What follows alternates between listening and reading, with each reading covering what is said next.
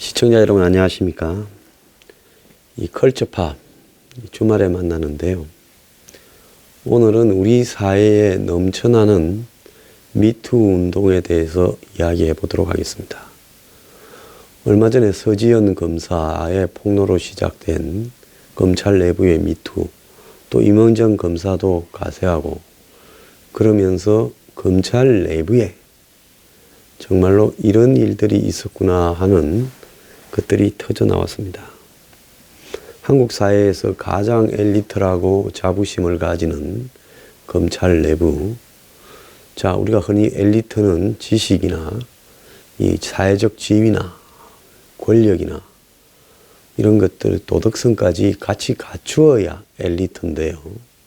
부득이하게 우리 사회는 지위나 돈, 금력이 도덕성이나 양심하고 일치하지 않는 일이 그동안에 너무 많았습니다. 그래서 사회가 지위가 매우 높은 사람이, 심지어 국회의장까지 한 사람이 골프 치러 가서 캐디에게 성추행을 하다가 이렇게 문제가 된 적도 있고요. 더 나아가서 사회 지도층들이 간간히 이런 문제에서 망신을 당하는 일들이 생겨납니다.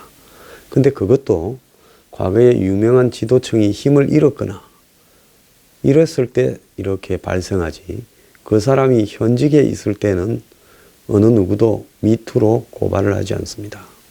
정경련 의장, 회장까지 했던 한 이 대기업에, 물론 직접 오너는 아니지만 회장까지 했던 사람도 그런 일로 이렇게 말려들어서 망신을 당한 적도 있고, 뭐 교수는 수두룩하고, 심지어 영화 감독부터 시작을 해서 예술계까지, 심지어 뭐 국회의원들은 뭐 거의 간간히 그냥 이렇게 여야를 가리지 않고 등장도 합니다. 자, 그런데 이번에 검찰에서 나타난 이 부분은요, 사실은 검찰 같은 조직에서 이런 일이 폭로가 될 수 없는데, 최근에 검찰 개혁, 그러니까 수사지휘권을 경찰로 이제 주고 그걸 뺏겠다, 이런 부분이 발생해서 검찰 내부에 평검사 회의를 열어야 된다, 이런 글들이 올라오고, 거기서 갑론을박이 벌어지는 순간에 이 문제가 터져 나오면서 검찰 상층부가 거의 초토화되고, 또 전직 검찰 고위직들이 걸려들고, 그러면서 검찰 내부의 초점 방향은 이제는 이 성추행 희롱 문제로 번져가고 있습니다. 자, 이 일 자체로는 보면요, 그건 잘못된 거고, 분명히 조사를 해서 지금 처벌이 불가능하고 더 이상 인사조치가 불가능하더라도 기록에 남기고, 또 사회적 지위에 있는 사람은 책임을 져야 된다고 생각을 합니다. 그런데 이런 일들이 한마디로 이 어떤 이념적인 어떤 부분이나 정권과의 어떤 관계에서 미묘하게만 터져 놓으면 힘을 받고요, 그러지 못하고 좀 역방향으로 터져 놓으면 힘을 받지 못하는 일이 벌어집니다. 자, 제가 도덕적 하극상이라고 했다고 좌파들 일부가 좀 시끄러웠는데 방송 가서요, 저는 성희롱 추행 문제를 고발하는 도덕성을 바탕에 둔 하극상이다, 이렇게 말했습니다. 하극상이라는 것은 이 예의와 규율에 어긋나게 밑에서 위를 받는 건데, 검찰 내부에 이런 게 있으면 이 규율에 따르자면 어떻게 해야 됩니까? 밖에서 기자회견을 하는 게 아니라 검찰 내부에서 이야기를 해야 되는 것이 규율이죠.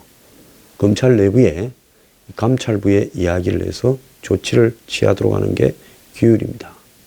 그런데 그렇게 되기가 어려운 환경이니까, 이전에 내부에 이야기를 했는데도 진행이 안 된다 하니까 밖에 나와서 기자회견을 했다는 것은 한마디로 정해진 규율을, 도덕의 기반을 두고 어기면서 이렇게 공개하는 부분 아닙니까? 그걸 도덕적 하극상이라 했는데 그게 뭐가 듣기 싫은지 모르겠는데요. 어쨌든 도덕적 하극상이 발생한 이후에 검찰 내부에 검경 국정원 등 사법개혁, 특히 검찰의 수사지휘권 개혁을 둘러싼 지금 평검사 회의를 열자라는 검찰 다수의 이 평검사들의 지지를 받던 흐름이 사라져버린 것은 분명한 현실입니다. 또 서지영 검사는 2달 휴가를 얻고 언론 인터뷰를 통해서 밖에서 이 문제를 공개하고 있습니다. 자, 이 문제는 잘못되었고 검찰의 이런 행동들은 시정이 돼야 되는 것은 분명합니다. 자, 그런데 이거하고 다른 역방향으로 한번 봅시다. 시인 최영미 씨, 얼마 전에 자신이 그야말로 굶어 죽을 지경이다. 기초생활사 수급자 수준이다 하면서 이 어려움을 호소하고 또 호텔에 방을 좀 제공해달라 해서 좀 우스갯거리가 됐던 이 사람입니다. 한때 30 잔치는 끝났다라는 시로 지금부터 한 30년 전에 엄청난 사회적 반향을 일으켰죠. 심지어 노골적인 언어들을 시에 여성이 담아내면서 성적 상징을 하는요. 사회적으로 굉장히 촉망받고 또 두각을 나타냈고 이 시인이 키도 크고 외모도 이렇게 좋아서 나름대로 한때는 스타였습니다. 그런데 그 뒤에 이 시인이 거의 시를 제대로 쓰지 못하고 또 써도 알려지지 않은 채 시단에서 그리고 이 문화계에서 사라졌는데요. 그런데 이번에 검찰 내부에 이런 미투 운동에 힘입어서요. 문단 내에 성폭력을 고발했습니다. 그런데 우리가 문학계, 예술계, 영화계, 연예계 이런 쪽에서 성추행이나 성폭행이 아주 그냥 보편화되어 있다는 것은 익히 실감을 하고 있는 부분입니다. 얼마 전에도 남배우와 여배우가 영화를 찍다가 성추행이 발생했다라고 논란이 벌어져서 공방전이 있었고요. 또 유명한 시인 은교의 작가인 박범신 유명한 소설가 은교라는 이 나이든 작가와 젊은 아주 그냥 고등학생쯤 되는 소녀 간의 이런 관계를 다룬 소설을 써서 히트를 치고 영화도 만들어졌는데요. 이후에 이제 만나는 어떤 문학계의 사람들한테 은교 불러서 한마디로 성희롱을 했다고 사과까지도 했고 또 시인 배용재 씨는 미성년자 성폭행 금품 갈취로 징역형을 받기도 했고 또 여자 감독이 다른 또 여자 영화인을 이 성폭행을 했다라는 논란까지 지금 벌어져서요. 문제가 됩니다. 한 국회 조사에 따르면 영화인 11.5%가 원치 않는 성관계 요구를 받고 19%가 신체적 접촉을 당하고 이런 일이 발생했다라는 조사도 있습니다. 그래서 영화인들의 이런 성 관련해서 희롱, 술자리 강요, 주행, 폭행, 사적 만남 요구 이런 것들이 굉장히 많다라는 것은 이렇게 알려졌고 영화계만큼이나 술자리가 잦고 친교 모임이 잦은 소위 예술을 한다는 사람 모임에서도 이런 일이 비일비재합니다. 그래서 최영미 씨는 얼마 전에 이런 사실을 고발하면서요. 시를 하나 썼습니다. 괴물이라고요. EN, 영어로 EN, 은이라고 했습니다. 지금 이 대상 인물은 이미 언론에 공개되고 있어서 제가 이야기를 하겠는데 고은 시인입니다. 해마다 한국의 노벨상 후보로 거론되는 사람인데요. 은 선생 옆에 앉지 말라고 문단 초년생인 내게 K 시인이 충고했다. 젊은 여자들만 보면 만지거든. K의 충고를 깜빡 잊고 은 선생 옆에 앉았다가 미투 나도 당했다 이 말이겠죠. 동생에게 빌린 실크 정장 상의가 구겨졌다. 손이 자꾸 닿으니까 그렇겠죠. 몇 년 뒤 어느 출판사 막년회에서 옆에 앉은 유부녀 편집자를 주무르는 언을 보고 내가 소리쳤다. 이 교활한 늙은이야. 감히 30년 선배를 들이받고 나는 도망쳤다. 이랬습니다.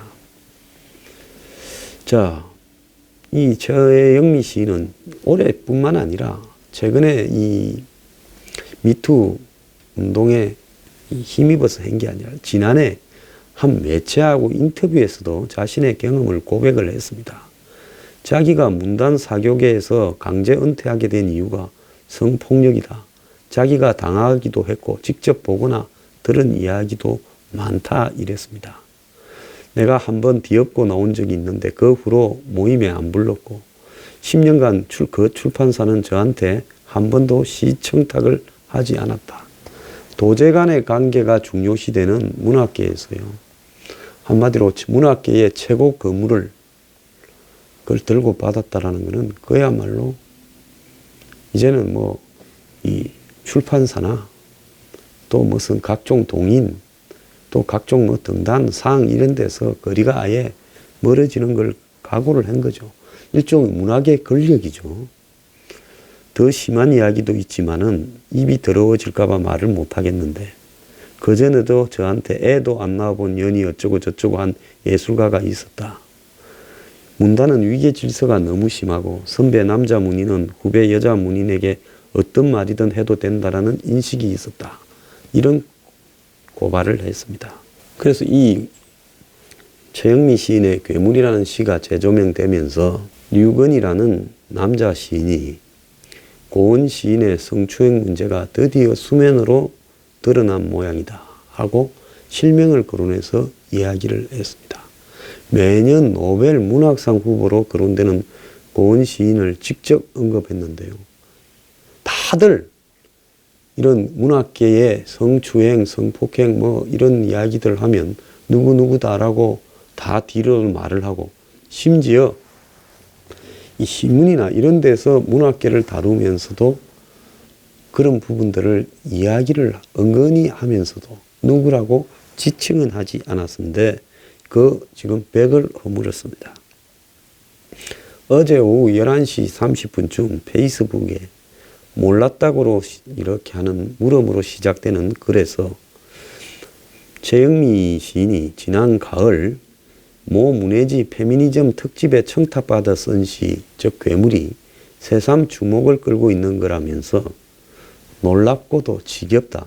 60, 70년대부터 공공연했던 고은 시인의 손버릇, 몸버릇을 이제야 마치 처음 듣는 일이라는 듯 소스라지는 척하며 이렇게 놀라는 문단과 언론의 반응이 놀랍고, 그러니까 문단 안에서는 공공연한 이야기고 언론에서도 공공연한 이야기 아니겠습니까?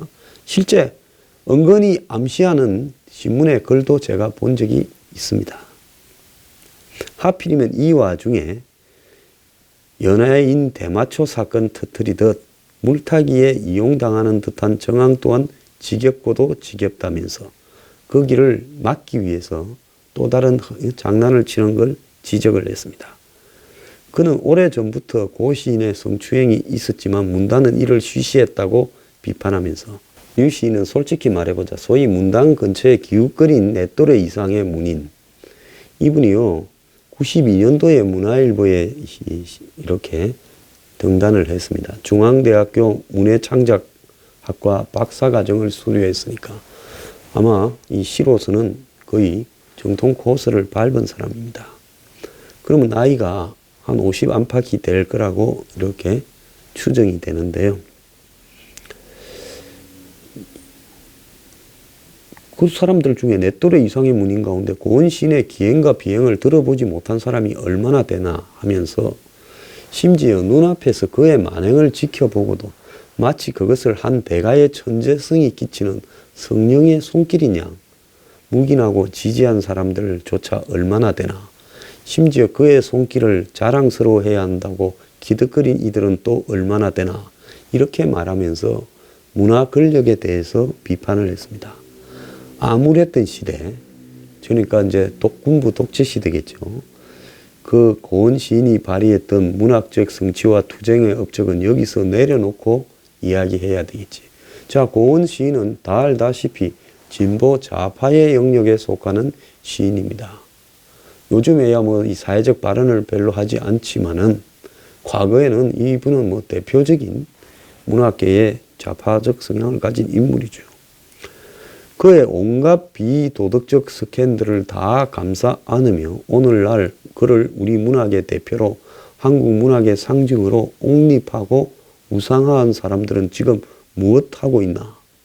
그들은 때마다 노벨상 후보로 고은을 떠밀어 세계인의 웃음거리로 옹립해놓고 뒤에서는 도대체 어떤 더럽고 알량한 문화 권력을 구가해왔나? 즉, 이 문학계는 좌파기 때문에요. 근본적으로. 그 정권이 좌파 성향 정권이 잡으면 거기서 보이지 않는 권력층이 되고 또 보수 정권이 있어도 한마디로 이 영역에만큼은 손을 댈 수 없는 자신들의 성역이었죠. 위선과 비겁은 문학의 언어가 아니다. 최영미 시인의 새삼스럽지도 않은 고발에 편성해 다시 이빨을 곤두세우고 있는 문인 언론도 반성해야 된다. 너희들 다 알면서 지금까지 침묵해놓고 뭐 또 놀란 척 위선을 떠냐 이겁니다. 눈으로 보고 귀로 듣고도 모른 척한 이들은 다 공범이고 주범이다 라고 이야기를 했습니다. 문학상 후보로만 거론이 자꾸 되려면 문화 권력이 있어야 문학계에서 떠받쳐서 그렇게 될 수 있겠죠. 돌아가신 마강수 교수님, 저는 이분이 정말 나름대로 홀로 이런 문학계 네트워크와 어울리지 않으면서 꿋꿋했던 사람이라고 생각을 합니다. 그야말로 온갖 폄하와 위선과 가식에 맞섰지요. 뭐라고 했는가 하면 전에도 말했지만 고은의 시 중 대중적으로 애송되는 시가 한 편도 없어요. 내가 본 고은의 시는 정치적 설교일 뿐 서정성도 개성미도 없어요. 정치 투사로서 목소리가 컸던 걸 가지고 한국 문단이 그를 영웅 시인으로 떠받드는 걸 보면 조폭들의 왕초 모시기 같아 구역질이 납니다. 라고 이야기를 했습니다. 그러니까 당사자로 지목된 이 고은 시인은 30년 전이라 기억이 없다. 이렇게 말합니다. 이 방송을 녹화하는 지금 이 순간에도요. 많은 언론들이 원로 시인이라고 하지 고은이라는 이름을 쓰지 못합니다. 자, 본인을 현대시를 전공한 대학생이라고 밝힌 한 사람은 커뮤니티에서 그는 고은일 수밖에 없다. 만인보를 쓸 때부터 제정신이 아닌 거는 알았는데 몹쓸 짓도 하고 다니는지 몰랐다. 고은 시인은 진솔하게 숨김없이 밝혀야 된다. 그리고 모든 여성에게 사과하라. 지금까지의 작품을 분석, 격려하고 절필하라고 이렇게 사죄를 요구했는데요. 자, 또 옹호하는 사람은 저렇게 나이 많고 노벨 문학상 후보인 고은이 만졌겠노? 고은으로 또 몰고 가는 거 봐라. 아니면 어쩌려고 확실한 것만 보도해라. 그러면서 고은을 옹호합니다. 그러면 본인은 30년 전의 일이라 기억은 없지만 뉘우친다 말을 왜 했겠습니까? 하도 많이 해서 뭐가 터져 나올지 몰라서 내가 추행이나 희롱을 폭행을 했는지는 모르겠지만은 뉘우친다고 이야기하는 말장난을 하고 있습니다. 그런데요, 이 사람이 2013년에 수원 장안 영무동에 전입신고를 한 다음에 광교산 자락에 살고 있는데요. 주민들이 이 사람을 퇴거하라고 지금 압박을 하고 있답니다. 지난해 수원 상광교동 주민들이 광교 정수장 해제 문제를 둘러싸고 고은 시인의 퇴거를 촉구하고 나섰는데요. 시민의 공간에 무상으로 거주하는 고은 시인은 당장 광교산을 떠나라. 얼마 전에 이외수 시인이 원래 살던 동네에서 떠나라 해가 딴 데 옮긴다 어쩐다 시끄러웠는데 어떻게 시인들은 남한테 대우받으면서 주로 공짜로 사는 것을 즐깁니까? 자, 주민들은 집회 당시에 우리는 47년간 개발 제한구역과 상수원 보호법 등 이중 규제 때문에 주택 개보수도 못하는데 고은은 시인이라는 명목으로 각종 특혜를 누리고 있다.